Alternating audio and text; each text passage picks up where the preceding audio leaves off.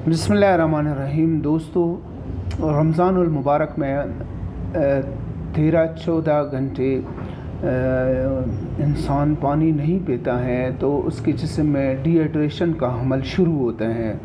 उसको रोकने के लिए रोज़ा इफ्तार करते वक्त ताज़ा पानी पीना चाहिए।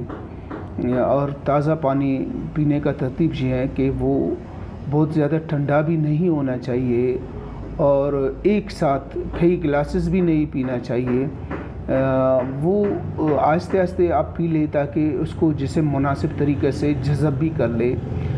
ताज़ा पानी पीने से आपका जिस्म हाइड्रेट हो जाएगा, जिस्म में पानी की जो कमी है वो पूरी हो जाएगी और ये आज़मा के अमल को बेहतर बनाता है, दिमागी कारकर्दगी को बेहतर बनाता है, गुर्दों की कारकर्दगी को ये दुरुस्त करती हैं और जिस्म हाइड्रेट हो जाएगा और फ़ौरन तवानाई महसूस करेंगे। कुछ ऐसे लोग हैं कि जिन्हें रमज़ानुल मुबारक में या तो बहुत ज़्यादा प्यास लगती है और उसकी वजह से कई लोग रोज़े भी नहीं रख सकते हैं, और कुछ ऐसे लोग भी होते हैं जिन्हें प्यास बिल्कुल लगते ही नहीं हैं। तो उन दोनों कैफियत के लिए होम्योपैथिक मेडिसिन्स हैं।